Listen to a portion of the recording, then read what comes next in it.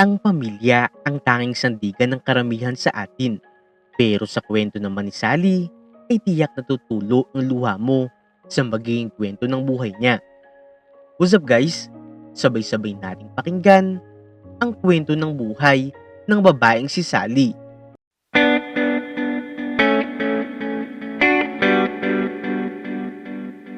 Sa buhay ni Sally ay normal na may halong pagod at lungkot ang kanyang mga mata. Pero pilit pa nga rin siyang umingiti habang pinagmamasdan ang tanging anak niyang si Janela. Ma, wala na po pala tayong kape. Tubig na lang po ba ulit? Tanong ni Janela habang inahalo ang mainit na tubig na may konting asukal. Oo anak, pasensya ka na ha. Hayaan mo, baka makabili na rin tayo ng kape kapag nakasingil na ang tatay mo sa utang. Mahina pero malambing na sagot ni Sally sa kanyang anak. Napatingin naman si Ferdy. Napakamot sa ulo at pilit nang umiti. Pasensya na rin kayo. Hindi pa rin kasi ako tinatanggap doon sa inaplayan ko eh. Marami pa raw naghihintay. Hayaan nyo, baka next week tawagin na ako. Sampit ni Ferdy na may halong hiya. Tahimik lang si Sally. Alam niyang ayaw lang ni Ferdy na umamin. Pero matagal na nga rin niyang alam.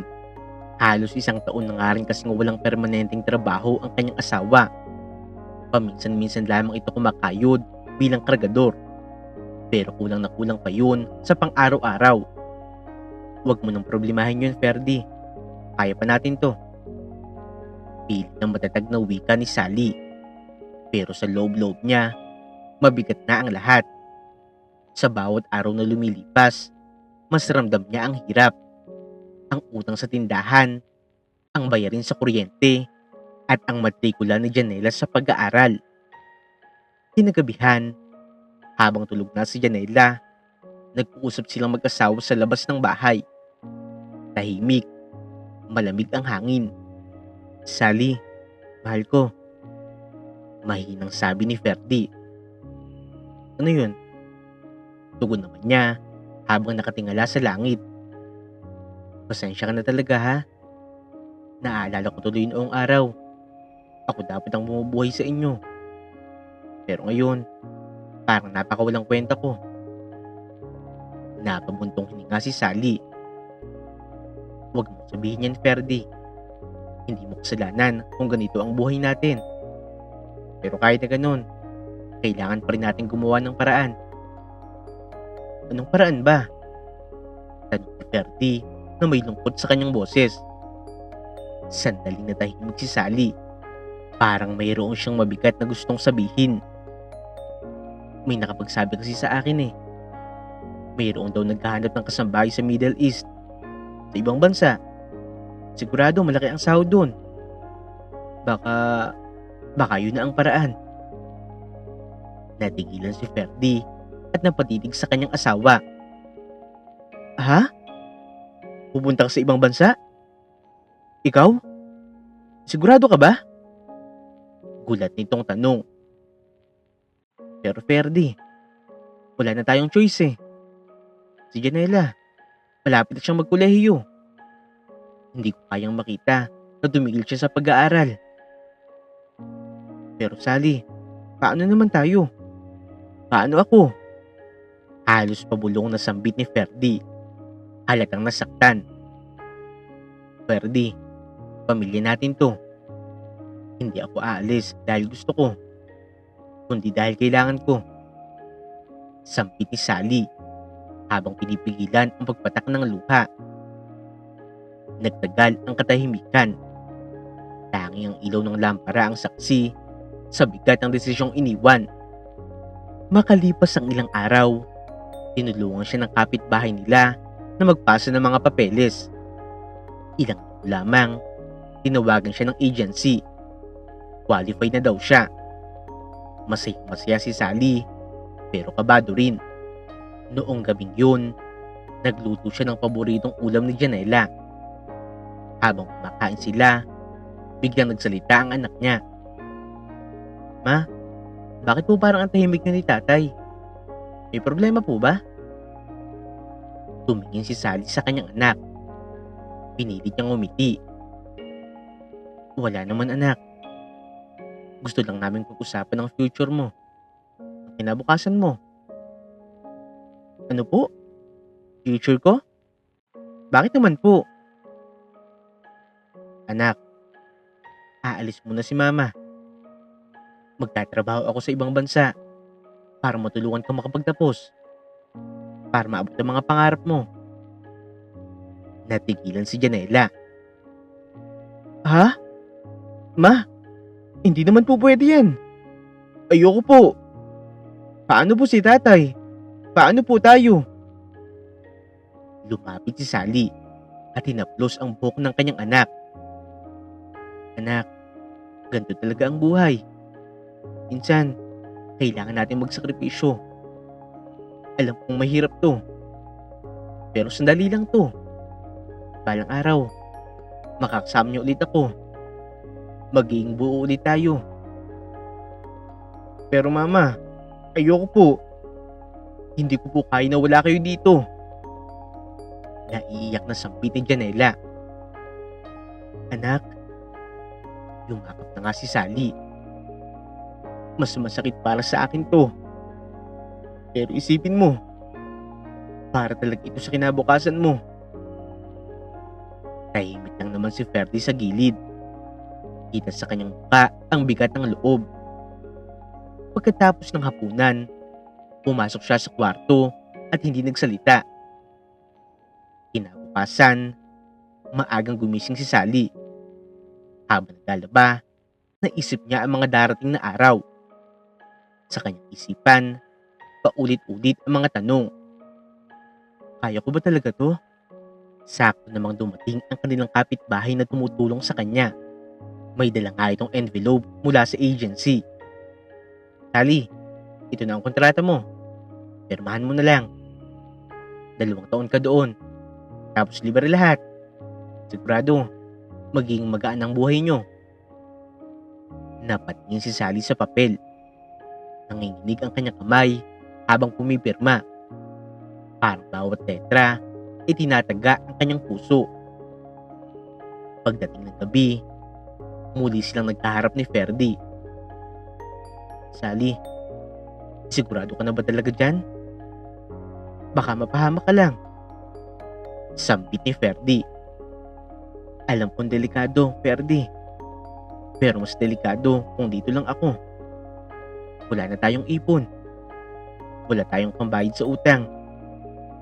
Hindi ko na kayang makita si Janela na nahihirapan. Pero Sally, pwede namang ako na lang eh. Ako na lang ang aalis. Ferdy, umiti si Sally ng malungkot. Sa ngayon, wala talagang tatanggap sa'yo. Wala kang experience. Ako, marunong ako maglinis. Mag-alaga. Baka ito talaga ang para sa akin. Tahimik lang si Ferdy. Wala na rin siyang masabi. Tanging muntong hininga na lamang ang kanyang naisagot. Lumapit si Sally at hinawakan ang kamay nito. Ferdy, pangako, babalik ako. Kapag nakatapos na ang anak natin, uuwi na rin ako. Magkakasama na ulit tayo. Tumango lang si Ferdy. Pilit ang umiti. Pangako mo yan ha? Oo, pangako. Sagot ni Sally habang pinipigilan ng kanyang luha. Lumipas ang ilang linggo. Dumating na rin ang araw ng kanyang pag-alis. Maaga pa lamang, nag-ayos na si Sally ng kanyang mga gamit. Si Janela, tahimik lamang na nakayakap sa kanya. Ayaw bumitaw. Anak, huwag kang iiyak. Sandali lang to. Mabilis lang ang panahon. Pero ma, mag-iingat po kayo ha. Huwag niyo pong kalimutan na kumain. Huwag mo pong papabayaan ang sarili mo. Hindi anak. Pangako, lagi akong tatawag sa inyo. I love you po ma. Sampit ni Janela habang umahagulhol. I love you to anak. Sagot ni Sally. Mahigpit ang yakap sa kanyang anak. Tumingin siya kay Ferdy. Ferdy, Ikaw na ang bahala dito ha. Ingatan mo ang anak natin. O Sally, huwag kang mag-alala. Susubukan ko rin maghanap ng trabaho dito. Babalik ka rin agad, di ba? Oo, babalik ako. Kapag nakaipon ako, sabay-sabay tayo na magsisimula ulit. Sumakit na nga si Sally sa tricycle patungong terminal. Habang palayo, tanaw pa rin niya si Ferdy at Janela na nakatayo sa harap ng kanilang bahay. Hawak ni Janela ang maliit na panyo. Pinupunasan ng luha sa mga mata. Sa biyahe, nakatingin lamang si Sally sa bintana. Ang bawat kalsadang dinadaanan niya ay parang paalam sa mga taong minahal niya. Sa isipan niya, paulit-ulit ang mga tanong. Gaano kaya katagal bago ko sila muling mayakap? Pero sa kabila ng takot, may bagyang ngiti sa kanyang labi. Para ito kay Janela. Para sa pamilya namin. Bulong niya sa kanyang sarili. Pagdating niya sa lungsod, tumuloy siya sa bahay pahingahan ng agency. Doon niya nakilala ang iba pang mga kababaihan. Pare-pareho nga silang mayroong bitbit na pangarap at pangamba. First time mo rin? Tanong ng isa. Oo. Mamamasukan ako sa Middle East. Sagot ni Sally. Huwag kang matakot kabayan. Kakayanin natin to. Para sa pamilya natin. Nakangiting sagot ng isa. Ngumiti si Sally. Tama ka. Para sa pamilya. Sambit niya. Mahina pero buo ang loob. Sa gabing yun, bago ang flight, tumawag muna siya sa anak niyang si Janela. Ma, nandiyan na po ba kayo sa airport? Tanong ng kanyang anak. Oo anak, mamaya aalis na kami. Huwag kang mag-alala ha. Lagi kang mag-aaral ng mabuti. Huwag mo ring papabayaan ng tatay mo. Opo ma, miss ko na po kayo agad. Miss na rin kita anak. Pero tandaan mo, lahat ng ito para sa'yo. Ma, pangako po, hindi ko po sasayangin ang sakripisyo nyo. Ngumiti si Sally habang pinupunasan ang kanyang mata. Yan ang gusto kong marinig anak. Mahal na mahal kita. Pagkatapos ng tawag, tumingin siya sa kalangitan. Panginoon, gabayin mo po ako. Bigyan mo ako ng lakas para sa pamilya ko. Sambit niya habang bumubuhos ang luha. At sa unang pagkakataon, naramdaman ni Sally ang bigat at lungkot ng paglayo. Pero sa ilalim ng lahat ng yun, meron pa nga rin siyang pag-asa. Dahil sa puso niya, alam niya ang bawat sakripisyo ay mayroong kabayaran. Hindi man ngayon, pero darating din. Mainit ang hangin at panahon noong lumapag na ang eroplano sa bansang unang beses pa lamang niyang puntahan. Habang naglalakad palabas ng airport, mahigpit ang hawak ni Sally sa maliit niyang bag. At sa puso niya ay mayroong halong kaba at pananabik. Totoo na to. Nandito na ako. Wala na tong atrasan. Mahinang sambit ni Sally sa kanyang sarili. Kasama niyang lumabas ng airport ang ilan pang kababayan. Pero may kanya-kanya na nga silang pupuntahan. Pagkalabas pa lamang niya sa gate, may sumalubong na kaagad sa kanya. You are Sally? Tanong ng lalaki. Opo, ako po si Sally. Sagot niya habang bahagyang yumuko. Okay, I am Ahmed. You will work for my family. Welcome. Sabi ng lalaki na mayroong mabuting tinig. Napangiti si Sally. Salamat po sir. Mahina niyang sambit. Hindi rin niya sigurado kung naiintindihan nga ba siya. Ngumiti lang naman si Ahmed at tinuro ang sasakyan. Come, we go home. Habang nasa biyahe, tanaw ni Sally ang mga gusali, disyerto at kakaibang tanawin ng lugar. Tahimik lang siya. Iniisip kung ano nga ba ang naghihintay sa kanya. Makakaya ko ba talaga to? Tanong niya sa kanyang sarili. Pagdating pa lamang nila sa bahay, sinalubong din siya ng isang babaeng Arabo na mayroong mabait na mukha. si Madam Aisha, asawa ni Ahmed. "You must be Sally. Welcome. Welcome to our home." Masiglang sabi ni Aisha habang inaalalayan nga siya papasok. "Thank you, madam," sagot ni Sally habang bahagyang yumuko bilang respeto. "Don't be shy. You are part of the family now," wika ni Aisha sabay tapik sa kanyang balikat. Ngumiti si Sally. Sa unang pagkakataon mula noong umalis siya sa Pilipinas, naramdaman niya na tila mayroong konting ginhawa na bumabalot sa kanyang dibdib. Sa mga unang araw, nahirapan talaga siya sa trabaho. Maaga siyang nagigising, naglilinis ng bahay, naglalaba at nagluluto. Madalas ay tahimik lamang siya. Natatakot siyang magkamali. Minsan, habang naglilinis nga siya ng kusina, nabasag niya ang isang baso. "Diyos ko, paano to?" bulog niya. Takot na takot siya na baka pagalitan siya. Narinig yun ni Aisha at agad naman siyang nilapitan. "What happened?" tanong nito. "I'm sorry, madam. I broke your glass." Nanginginig na wika ni Sally. Pero ngumiti lamang si Aisha.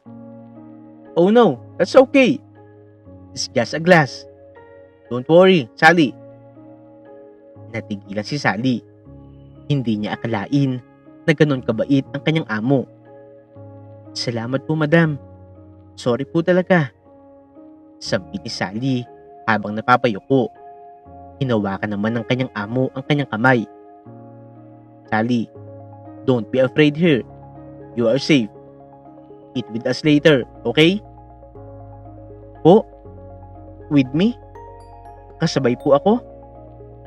Gulat na tanong ni Sally. "Yes, family dinner. You are family," sambit ni Aisha sabay ngiti. Napaluha si Sally sa sobrang ginhawa ng kanyang pakiramdam. Sa dami na nga kasi ng kanyang experience bilang kasambahay, matagal na siyang hindi itinuring na ganito. Pantay, hindi alipin. Lumipas pa ang mga buwan. Unti-unti na nga rin nasanay si Sally sa ritmo ng kanyang trabaho. Alas 5 pa lamang ng umaga ay gising na siya. Naghahanda ng almusal. Nag-aalaga ng 2 batang anak ni Aisha na sila Laila at Omar. Lagi nakasunod si Laila sa kanya. Mahilig makipagkwentuhan. "Miss Sally, do you know how to sing? You sing Filipino song?" tanong ng bata. Ngumiti si Sally. "Gusto mo marinig? You want to hear?" "Yes, sing!" sigaw ng batang babae. Kumuha siya ng maliit na walis at ginawang parang mikropono. Kumanta siya ng Bahay Kubo at aliw na aliw ang mga bata. "Beautiful!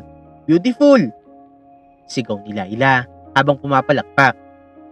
Narinig nga rin yun ni Aisha at natawa. "Sally, the children love you so much."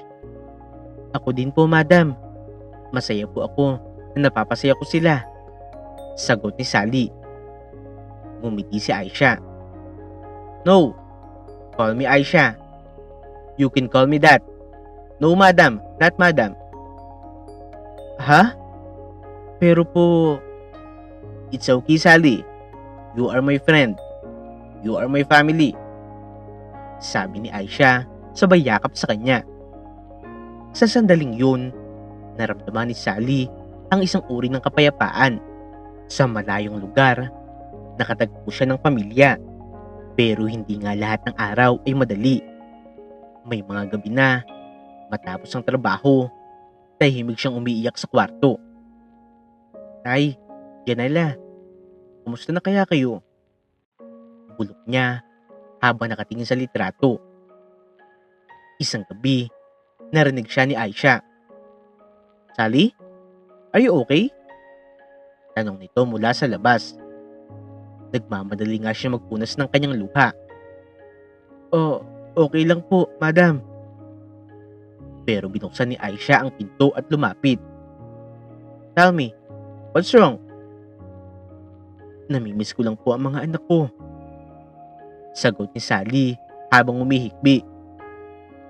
Umupo si Aisha sa kanyang tabi. Oh, I understand. You are a mother. It's hard to be far from your child. Tumango si Sally. Opo, pero kailangan ko to. Para sa kinabukasan niya. Hinawakan ni Aisha ang kanyang kamay. You are strong, Sally. You remind me of my own mother. When I was a child, she also worked hard for us. Napaluha si Sally sa mga salitang yun. Salamat po, Madam Aisha. Ang bait niyo po talaga. Umiti lang si Aisha. If you ever need something, tell me, okay? You are not alone. I am here. We are here. Tumango si Sally. Opo, Madam. Salamat po. Lumipas sa mga taon, naging parang kapamilya na nga talaga siya. Tuwing Ramadan, isinasama siya ni Aisha sa mga kainan. Binibigyan ng mga bagong damit at maging si Janela, ipinapadala ng regalo ng kanyang mga amo. Madalas nga siyang tulungan kapag mayroong emergency sa Pilipinas. Isang araw, nag-text sa kanya ang asawa niyang si Ferdy. Sally, si Janela may lagnat. Wala akong pambili ng gamot. Kaagad naman nag-alala si Sally para sa kanyang anak. Lumapit siya kay Aisha na noon ay nagbabasa ng libro. Madam Aisha, may favor po sana ako. Ang anak ko po sa Pilipinas, may sakit po siya.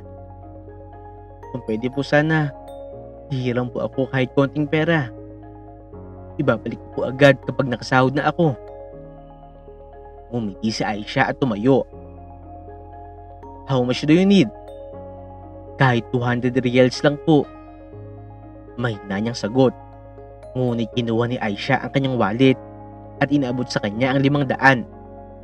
No, take this. For your daughter. And don't pay me back. That's my gift. Ha? Pero madam, malaki po ito. Sobra po ito. No, that's for Janela, okay? I will pray she gets well soon. Napayuko si Sally. Humagulhol sa tuwa. Salamat po, madam. Hindi ko po alam kung paano ko po kayo mapapasalamatan. You already did. You take care of us every day. That's enough. Sampit ni Aisha na may ngiti. Pagkalipas ng ilang araw, gumaling na rin si Janela. Nagpadala ito ng mensahe sa kanya. Ma, sabi po ng doktor okay na po ako. Salamat po sa gamot. Mahal na mahal ko po kayo. Habang binabasa yun, napangiti si Sally. Pero sa gilid ng kanyang mata ay mayroong luha. Salamat po, Panginoon. Maayos na po ang anak ko. Sambit niya. Dahil sa kabutihan ng kanyang mga amo, unti-unti nga rin niya nakakalimutan ang lungkot. Tuwing may bakanting ang oras, ay pinapayagan siya ng mga ito na kausapin ng kanyang pamilya. Minsan, sumasali pa nga rin sa tawag si Aisha. Hello, Janela. How are you, my dear? Bati ni Aisha. Ngumiti si Janela sa kamera. Hello po, Madam Aisha. Maraming salamat po sa tulong niyo kay Mama. Oh, no. No need. Your mother is amazing. You must study hard, ha? Okay? Opo, promise po. Sagot ni Janela na nakangiti. Tumawa si Sally. Madam, baka naman po lumaki ang ulo ng anak ko sa mga papuri niyo. Tumawa rin naman si Aisha. She deserves it. Just like her mother. Habang lumilipas ang panahon, naging parang tunay na tahanan na nga rin para kay Sally ang bahay ng kanyang mga amo. Hindi na nga siya itinuturing ng mga ito bilang katulong, kung kasama sa bawat selebrasyon. Tuwing kaarawan niya, may cake, may regalo, at minsan pa ay may tawag mula sa pamilya niya sa tulong ni Aisha. Happy birthday, Mama! Sigaw ni Janela sa cellphone. Mama, si tatay din oh. Babati rin. Sabat naman ni Janela.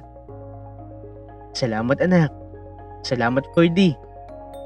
Tugon ni Sally habang tulala sa sobrang tuwa. Sa likod niya, maririnig si Aisha. Sally, go! Make a wish! Ngumiti siya. Wala na po akong mahihiling pa, madam.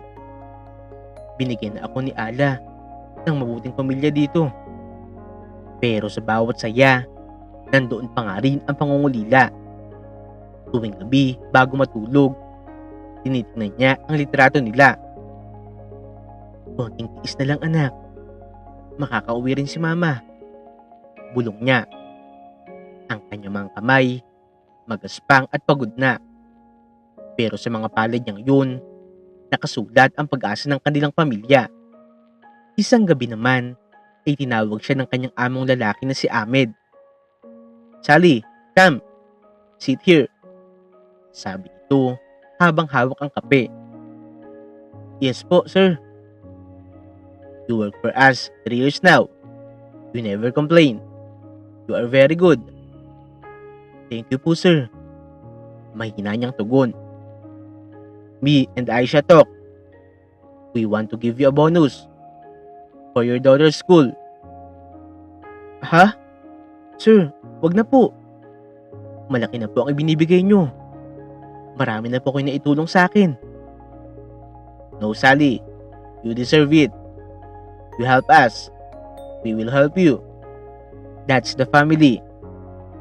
Napaluha si Sally sa sobrang tuwa. Salamat po, Sir Ahmed.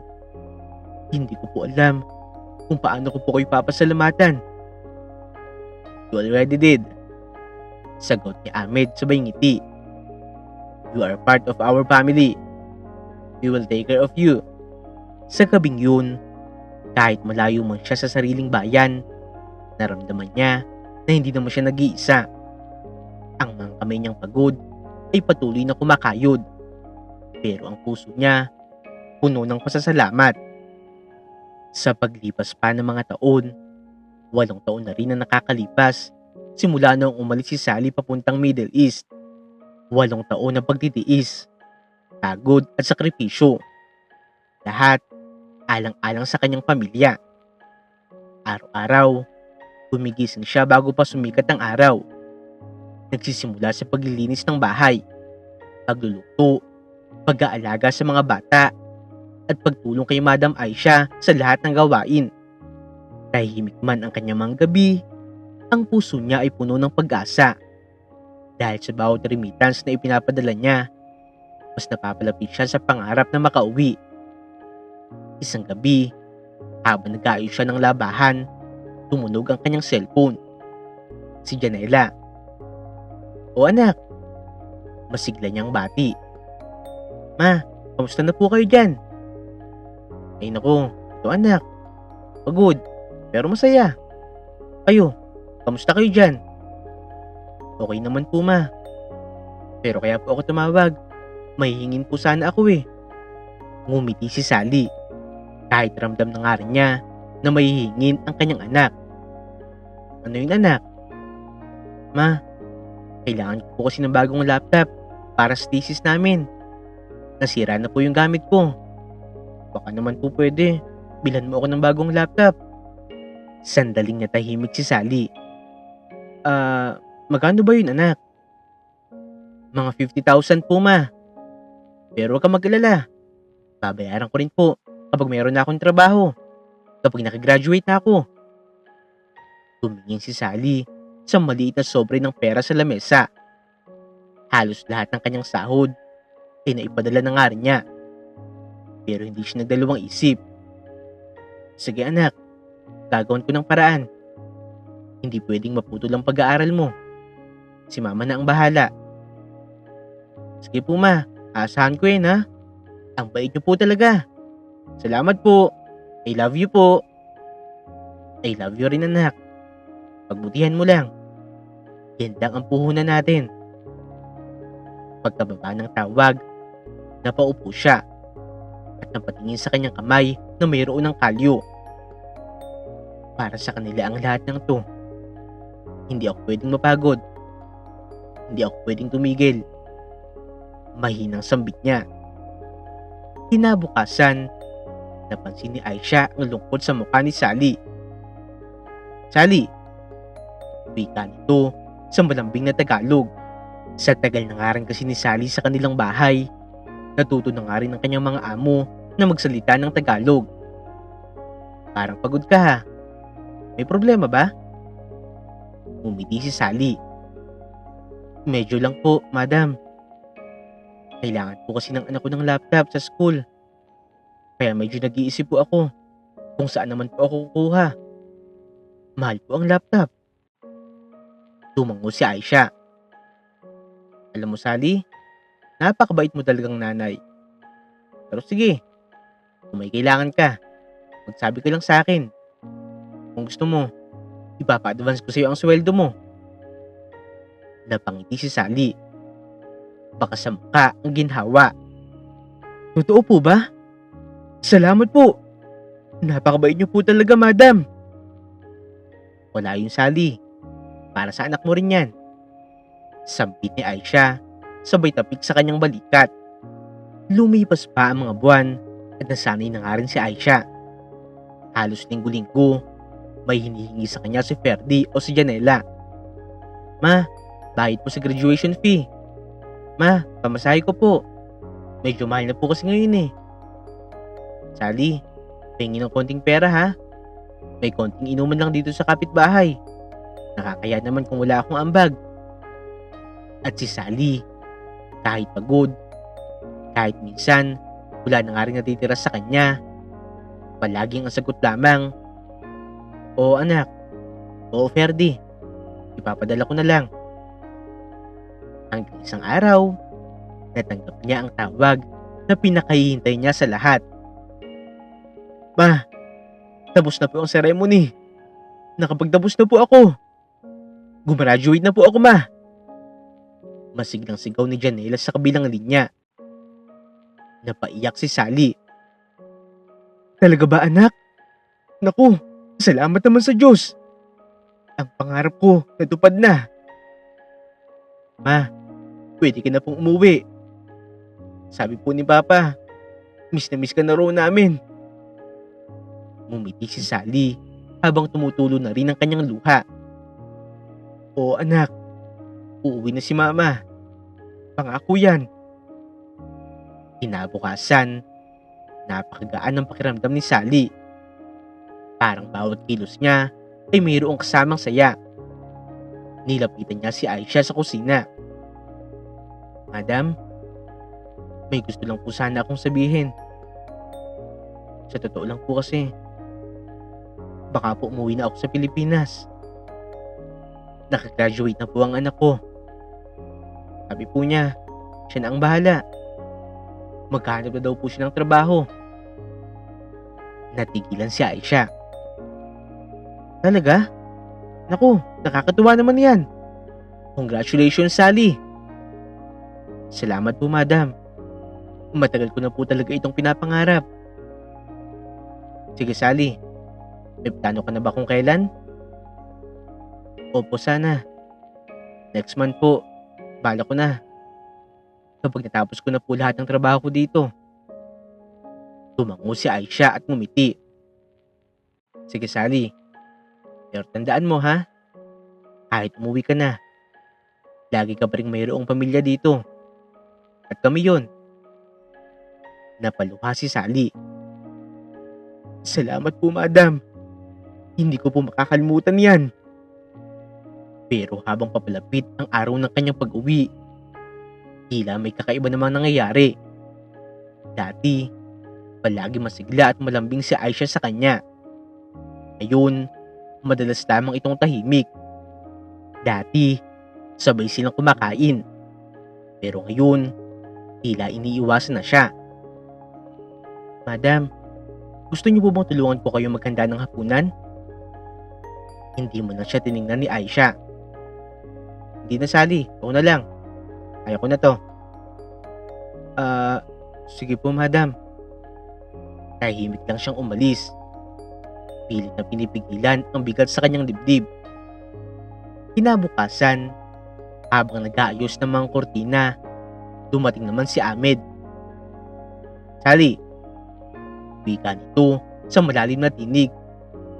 "Balita ko, uuwi ka na." Opo sir. Salamat po sa lahat ng mga tulong niyo sa akin." Tumango lang si Ahmed. "Buti yan. Ingatan mo ang sarili mo." At tumalikod na nga ito. Walang ngiti. Wala man lang kamusta. Napahawak si Sally sa kanyang dibdib. "Parang nagbago na sila." Mahinang sambit niya.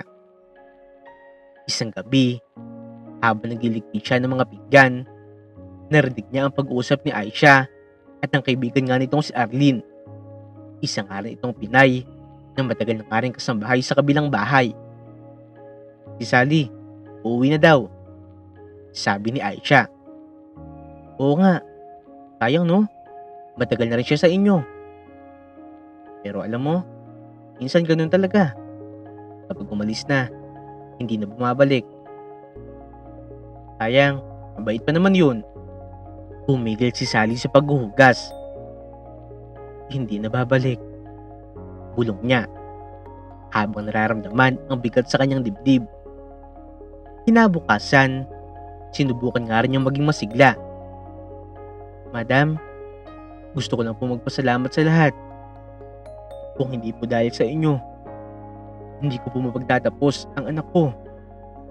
Hindi po magiging maayos ang buhay ng pamilya ko." Ngumiti lamang si Aisha ng tipid. "Okay lang yun, Sally. Ginawa mo rin naman ang parte mo. Okay na yun. Walang problema. Pag-uwi ko po, sana makadalaw po kayo sa Pilipinas. May bahay po kami sa probinsya. Masarap po ang hangin doon. Marami pong pwedeng pasyalan." Tumingin lang si Aisha sa kanyang kape. "Baka hindi na, Sally. Busy rin kasi kami.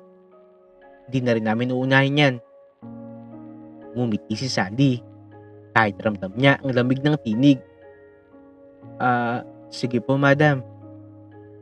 Pag-alis niya sa kusina, hindi na nga rin niya napigilan ang kanyang luha. Ganito pala yun. Kapag paalis ka na, para bang unti-unti na nakakalimutan ka na rin nila.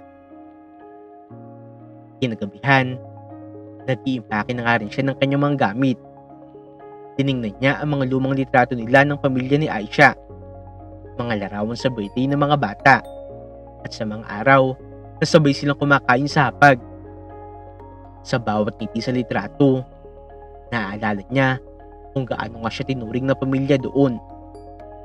Ngayon, tila napalitan na nga rin ng katahimikan at malamig na hangin ang lahat. Baka ayaw lang nilang maging malungkot. Siguro, ayaw lang nilang ipakita. Pilit niyang sinasabi sa kanyang sarili. Pero kahit anong pilit, ramdam pa rin niya na mayroon nang nagbago. Sa huling gabi niya sa bahay, tahimik siyang nakaupo sa kama. Hawak ang kanyang rosaryo. "Panginoon," bulong niya, "salamat po sa lahat ng taon na iningatan niyo po ako dito. Kung totoo man po na nagbago na sila, sana po mapatawad din nila ako. At sana po maging maayos ang pag-uwi ko sa aking pamilya." Pagkatapos niyang magdasal, dumating naman si Laila, ang batang inahalagaan niya simula pagkasilang pa lamang. "Tita Sally, totoo po bang uuwi ka na?" Tanong ng bata sa wikang Tagalog. Ngumiti naman siya. "Oo anak, uuwi na si tita. Pero promise, hindi kita makakalimutan." "Hindi rin po kita makakalimutan, tita," sagot naman ni Laila, sabay yakap ng mahigpit. Sa sandaling yun, napaluha si Sally. "Salamat anak. Ikaw ang pinakamagandang alaala ko dito." Sambit niya habang pinupunasan ng luha ng bata. Habang nagpapahinga siya at natutulog, tanging iisang bagay lamang ang paulit-ulit sa kanyang isip. "Bukas, uuwi na ako. Makikita ko na ulit sila. Makakapiling ko na ang pamilya ko. Pero sa ilalim ng mga ngiting yun, may halong takot. Takot na baka sa pag-uwi niya ay pagsisihan lamang niya ito. Kinabukasan ay maagang nagising si Sally sa araw ng kanyang pag-uwi. Maaga pa lang ay tinapos na nga niya ang lahat ng gawaing bahay. Inayos na nga rin niya ang natitirang labahan. Nilinis ang kusina at inayos ang kanyang maliit na maleta. Habang pinupunasan ng lamesa, napahinto siya at napatingin sa paligid. Sa bawat sulok ng bahay na pinaghirapan niyang linisin sa loob ng 8 taon. Parang kahapon lang. Unang araw ko dito. Pero ngayon, pauwi na ako. Mahinang sambit niya. Ngayon ay aalis na siya. Pero tila mayroong kakaiba. Tahimik lang ang buong bahay. Walang ingay. Walang tawanan ng mga bata. Walang boses ng kanyang mga amo. "Madam?" Tawag ni Sally habang kumakatok sa pintuan sa silid ng kanyang mga amo. Walang sumasagot. "Sir Ahmed?" Muli niyang tawag. Tahimik pa rin. Lumapit siya sa lamesa at napansin ang isang sobre. Nakasulat sa ibabaw, "Para kay Sally." Kinabahan siya. Binuksan niya ang sobre at doon niya nakita ang liham na nakasulat sa Tagalog. "Mahal naming Sally, pasensya na kung hindi ka na nakapagpaalam sa amin ng personal. May kailangan kaming asikasuhin, kaya umalis kami kaagad. Gusto naming sabihin na maraming salamat sa lahat ng taon na nag-alaga ka sa amin. Hindi namin makakalimutan ang kabutihan mo. Ingatan mo ang sarili mo sa pag-uwi. Aisha at Ahmed." Napalhod si Sally habang binabasa ito. Ganun na lang? Wala man lang goodbye? Wala man lang yakap? Tinakpan niya ng kamay ang muka at tahimik na umiyak. Sa isip niya, totoo na ang mga kutob niya. Tama nga ako. Wala na silang pakialam sa akin. Lahat ng ginawa ko, parang wala na lang. Habang nasa biyahe papunta sa airport, tahimik lamang siya sa loob ng taxi. Ang bawat tanawin sa labas, tila gumagalaw ng mabagal. Ang mga palasyo, ang mga gusali, ang mga pamilyar na kalsada, lahat ay pinipilit niyang iukit sa kanyang alaala. Pagdating niya sa paliparan, naghintay siya sa pila. Bitbit ang kanyang maleta na puno ng mga pasalubong at alaala. Pag-upo niya sa eroplano, napatingin siya sa labas. Tapos na. Bulong niya sa kanyang sarili sabay pikit. Paglapag ng eroplano sa Pilipinas, halos bumaha ng luha sa kanyang mata. Sa wakas, Pilipinas na. Mahina niyang sabi habang hawak ang kanyang dibdib. Habang lumalabas siya sa arrival area, nagmamadali siyang hanapin ang anak at asawa. Pero noong makalabas na siya, wala siyang makitang pamilyar na muka. Nasaan sila? Tanong niya sa kanyang sarili. Ilang minuto nga siya nakatayo. Hawak ang telepono. Nag-aabang ng tawag. Hanggang sa bigla nga itong tumunog. Si Ferdy. "Hello, Sally!" Sigaw ng kanyang asawa sa kabilang linya. "Ferdy, nasa airport na ako. Nasaan na ba kayo?" Sandali lang Sally. Huwag ka munang aalis dyan ha. May susundo sa'yo." "Susundo? Sino naman?" "Basta, sundin mo lang.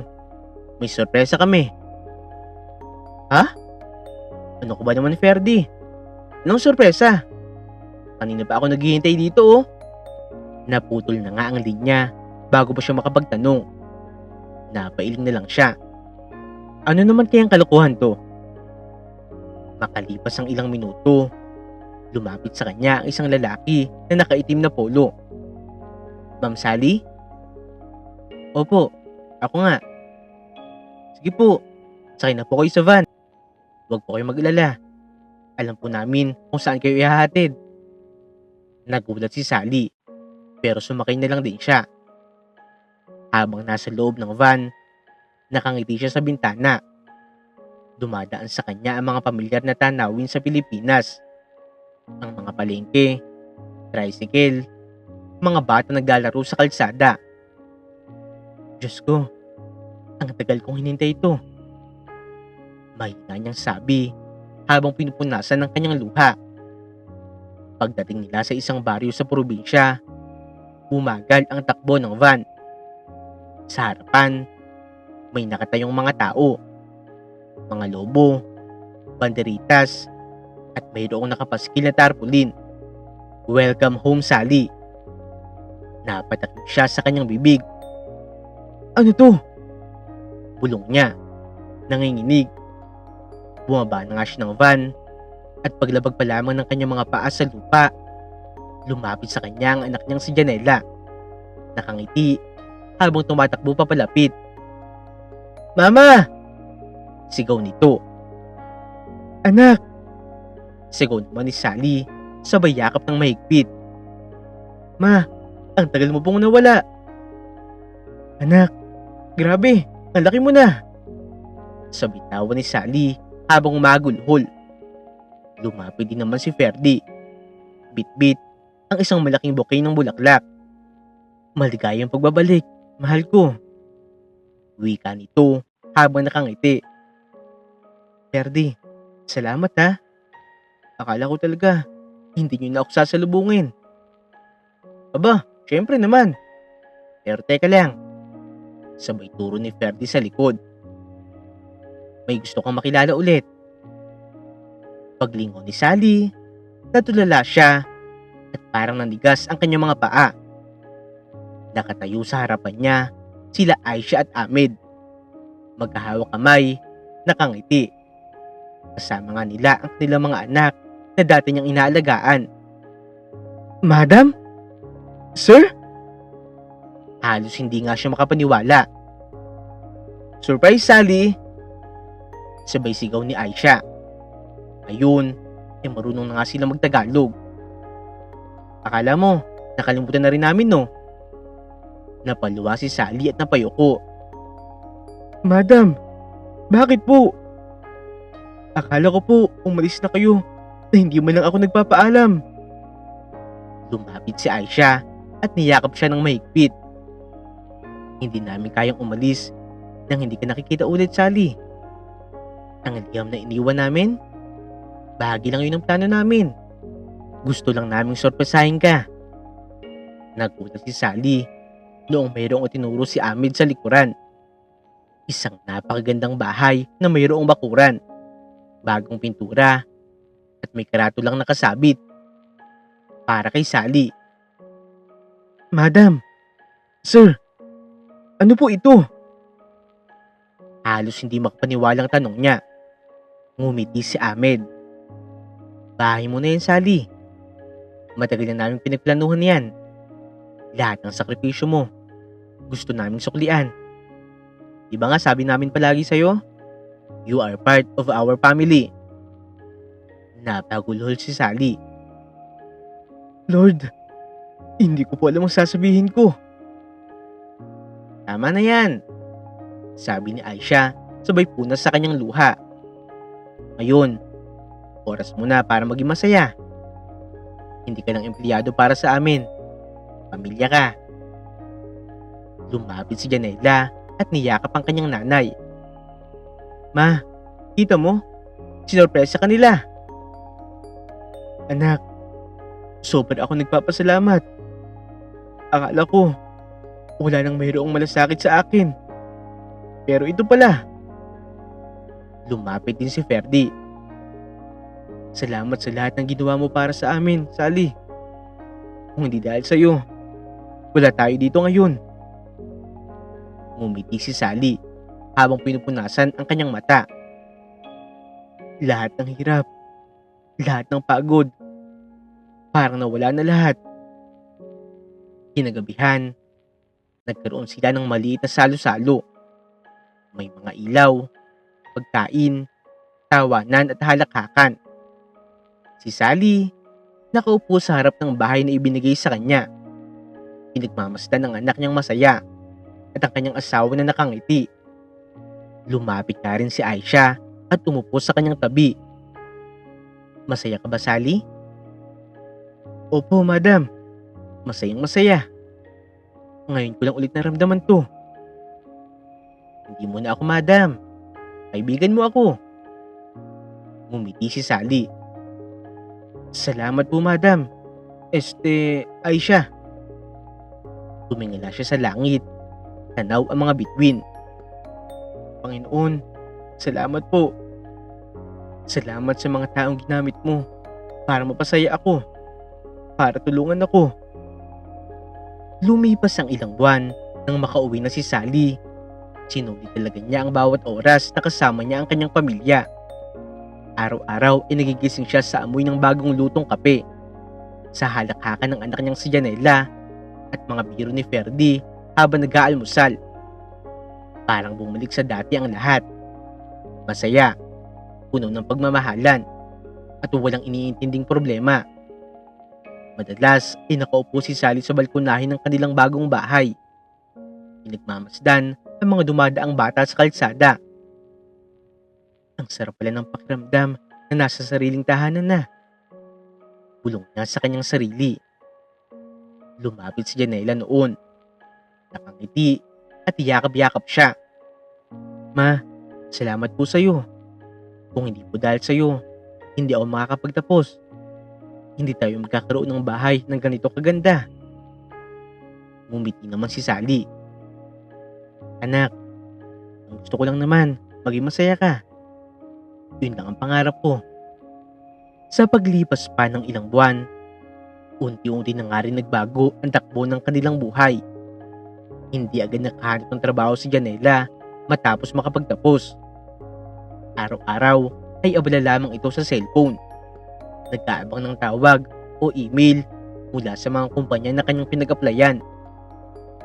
Ma, wala pa rin pong sagot eh. Reklamo ni Janela habang nakayuko. Maghintay ka lang, anak. Darating din yan. Baka hindi pa oras. Sagot ni Sally. Pilit siya nagbibigay ng pag-asa sa kanyang anak. Pero isang araw, mayroong ibinalita si Janela na ikinabagsak ng mundo ni Sally. Ma? Mahina nitong sabi habang umiiyak. O anak, Janela, bakit? Bakit umiiyak? Anong nangyari sa'yo?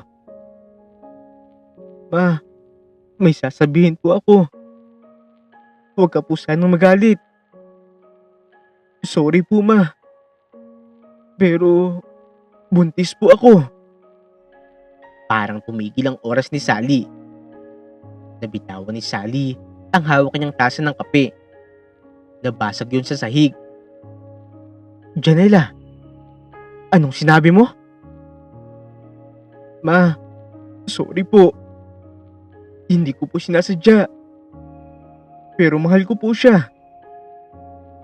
Anak, hindi pa nga tayo nakakaahon ng tuluyan. Paano mo nagawa to?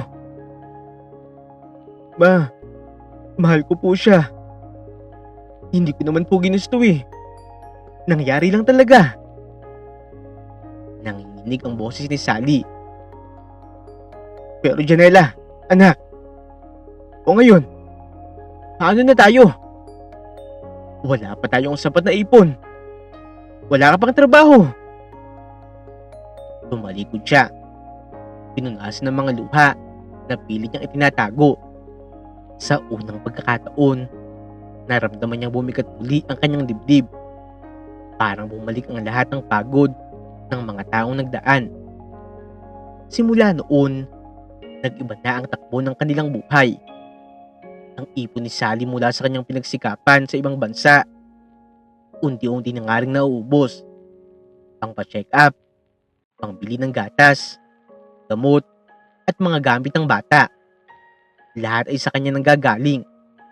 Si Ferdy naman, sa halip na tulungan siya, mas madalas pa nga itong uminom at magreklamo. Ano ba yan, Sally? Lahat na lang problema mo. Pati ba yung anak mo? Ako pa rin ang sisihin? Ferdy, di naman kita sinisisi. Gusto ko lang sana. Ano? Anong gusto mo? Puro yun nga ang sinasabi mo eh. Wala ka ng kwenta. Alam mo kung sino kang magaling. Pero ngayon, puro problema na rin ang dala mo. Ferdy? Mahina niyang sambit habang pinipigilan ng kanyang luha. Alam mo, Sally, napakiyabang mo na. Kung hindi lang naman sa mga amo mo na mayayaman, wala ka narating eh. Huwag mong isipin na espesyal ka. Hindi ako ganun, Ferdy. Gusto ko lang talagang maayos tayo. Maayos? Hindi na maayos to. Wala na nga tayong pera. Wala kang trabaho. Tapos yung anak mo, nabuntis. Anong klaseng nanay ka ba? Natahimik si Sally. Hindi na nga niya kayang magsalita.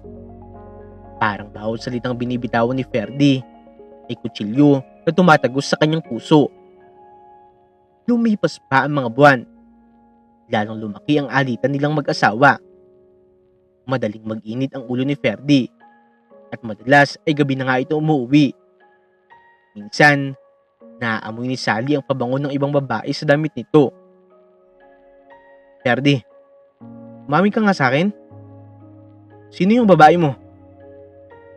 Tanong niya noong isang gabi habang tahimik silang naghahapunan. Agad siya tiningnan ni Ferdy. Malamig ang mga mata. Babae? Anong pinagsasabi mo?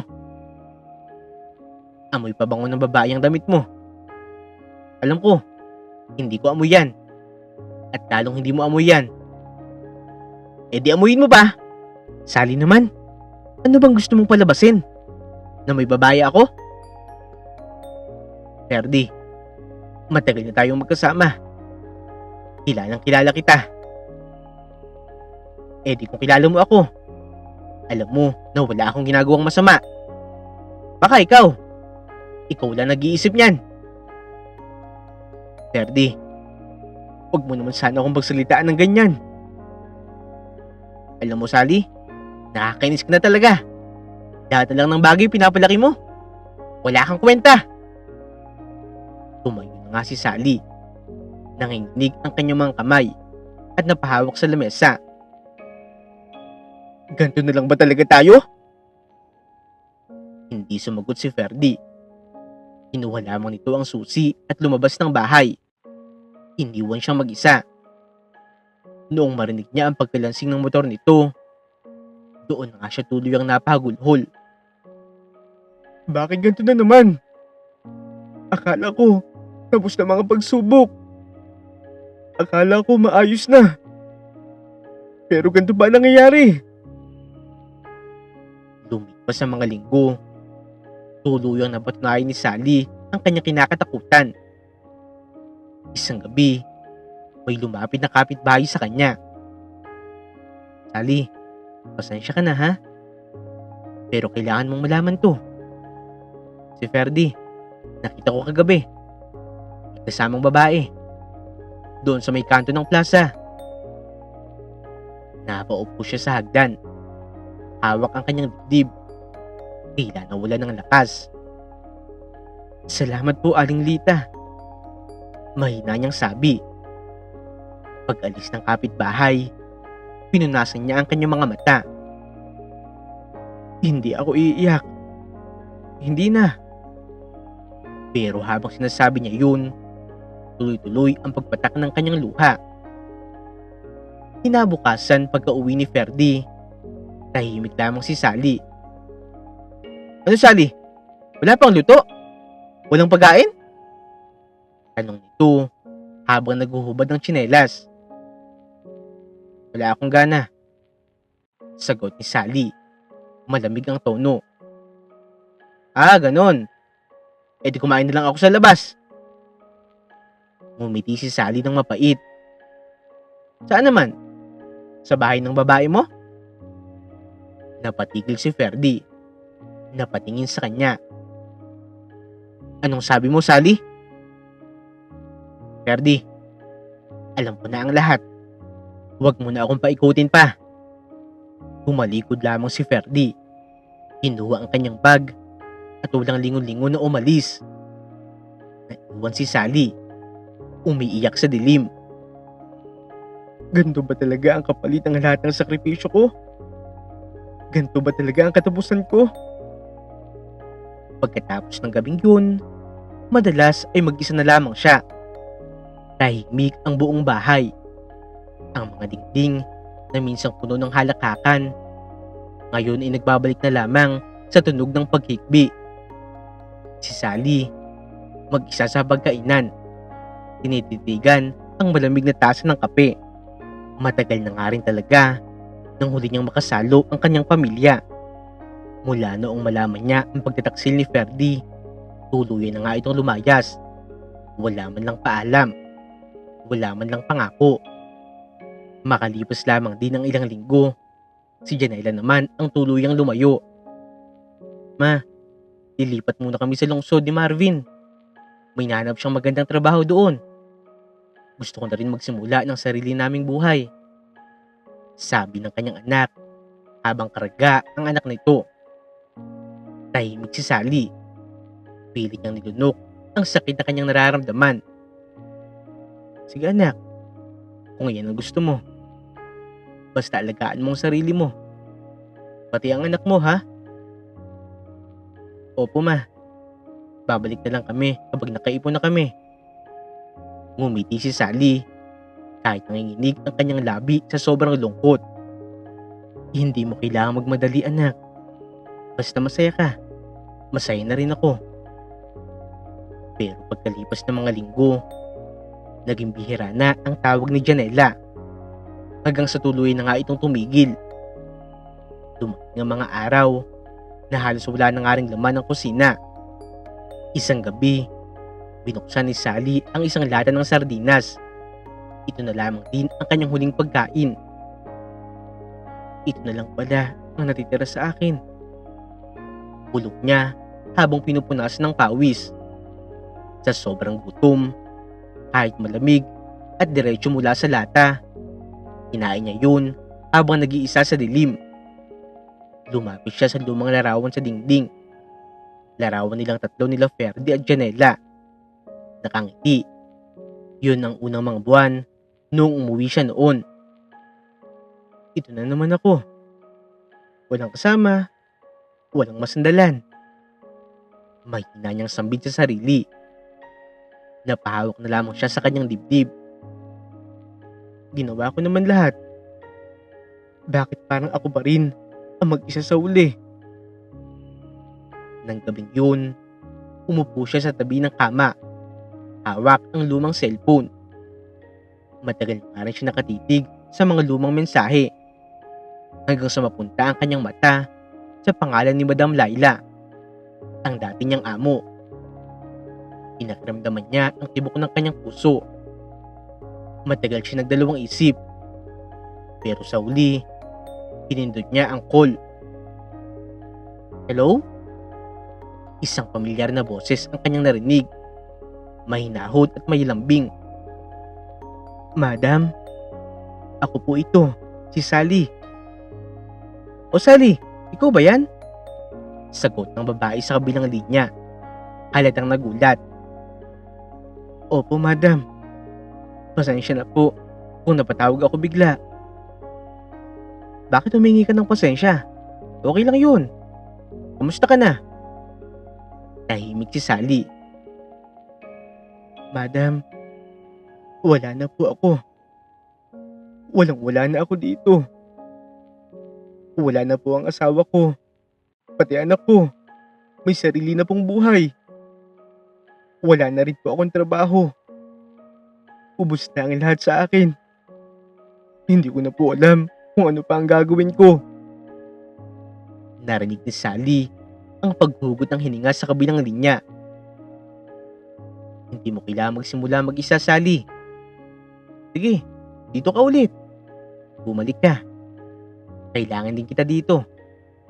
At alam ko, kailangan mo rin kami.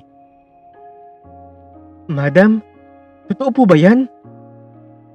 Halos mga yak-yak niyang sambit. Totoo, Sally. Dito, hindi ka namin papabayaan.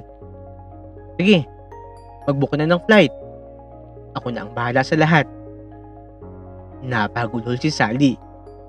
Halos mahulog ang kanyang cellphone sa sobrang panginginig ng kanyang kamay. Salamat po, madam. Salamat po. Ilang linggo matapos ang tawag na yun, muling sumakay ng eroplano si Sally. Habang nakatingin siya sa bintana, pinagmamasdan ng ulap at dagat sa ibaba. Parang kahapon lang, ganito rin siya. Takot, malungkot, walang kasiguraduhan. Pero ngayon, dala na nga niya hindi lamang ang pag-asa, kung hindi ang hangarin na muling buuin ang kanyang sarili. Paglapag niya sa Middle East, sinalubong nga siya ng kanyang Madam Aisha at Sir Ahmed. Sally! Sigaw ni Madam Aisha, sabay yakap sa kanya ng mahigpit. Madam, akala ko po, hindi ko na kayo makikita ulit. Umiiyak na sambit ni Sally. Bakit naman hindi? Sabi ko nga sa'yo noon, di ba? Pamilya ka namin. Hindi ka namin papabayaan. Tumango si Sally. Habol-habol ang hininga sa pag-iyak. Opo, madam. Pero ngayon ko lang naramdaman ulit yung salitang pamilya. Hinapdos ni Madam Aisha ang kanyang buhok. Tahan na, Sally. Nandito ka na ulit. Wala nang iwanan, ha? Opo, madam. Salamat po talaga. Pagdating nila sa bahay, halos hindi makapaniwala si Sally. Ang kwartong dati niyang tinutuluyan ay maayos pa rin. Nilinis at nilagyan pa ng bulaklak sa lamesa. May nakapaskil pa nga sa pinto. Welcome back, Sally. Napahawak siya sa kanyang dibdib. Tuluyan na nga rin bumuhos ang kanyang luha. Hindi ko akalain. May naghihintay pa rin pala sa akin. Lumapit sa kanya si Sir Ahmed. Sabay sabing, hindi namin nakalimutan lahat ng ginawa mo para sa amin, Sally. Ikaw ang parte ng buhay namin, Sally. Ang kabutihan mo, hindi namin malilimutan. Salamat po, sir. Kung alam niyo lang po, kayo lang po ang natira sa akin. Hindi totoo yan. Sambit ni Madam Aisha. Kahit saan ka mapunta, may mga tao na handang magmahal sa'yo. Hindi naman kailangan kadugo. Lumipas sa mga araw, unti-unti na nga rin bumalik ang sigla ni Sally. Nagluluto siya palagi ng paboritong ulam ng kanyang mga amo. Nag-aalaga pa rin sa mga bata at muling naramdaman ang halaga ng kanyang presensya. Tuwing gabi, nakaupo lamang siya, nakatingin sa paligid. Salamat naman. Akala ko wala na akong pag-asa. Pero ngayon, nagkaroon na ulit ako ng tahanan, ng pamilya. Lumipas ang maraming taon, si Sally ay nanatiling masigla at masayahin sa piling ng pamilya ng kanyang mga amo. Hindi na nga siya muling binalikan pa ng kanyang asawa. Hindi na nga rin siya hinanap o tinawagan man lang ng kanyang anak. Kaya hindi alam nito na nasa ibang bansa na ulit siya. Sa bahay ng kanyang mga amo, itinuring siya ng mga ito bilang tunay na pamilya. Kasama sa bawat handaan, sa bawat kwento, at sa bawat pagdiriwang. Siguro, ito na nga talaga ang tahanan ko. Hindi lang sa lugar, kundi sa mga tao na marunong tumanggap at magpahalaga sa akin. Hindi man alam ni Sally kung posible pa nga maayos ang kanyang nararamdaman pagdating sa kanyang pamilya, pero isa lamang ang sigurado siya. Hindi man siya hanapin o muling balikan ng mga ito, meron pa rin nandyan para siya ay ituring bilang tunay na pamilya. At ito ang kanyang mga amo. Dito na nga po nagtatapos ang kwento ni Sally. Sa kwentong ito ay pinapaalam, ang tunay na pamilya ay hindi nasusukat sa dugo, kung hindi sa kabutihan na ipinapakita at puso ng marunong magmahal at tumanggap. Dumarating nga talaga sa punto na minsan ang mga taong inaakala nating makakasama natin habang buhay, sila rin pala ang unang mawawala. Pero palagi nga nating iisipin na sa likod ng bawat pagkawala mayroon itong kapalit na bagong simula. Ang kabutihan, sakripisyo at katatagan ay laging mayroong gantimpala. Naging mabuti tayo, kaya asahan din natin na mayroon ding magiging mabuti sa atin. Huwag nyo rin pong kakalimutan na i-like at i-subscribe ang aming channel, Untold Stories TV.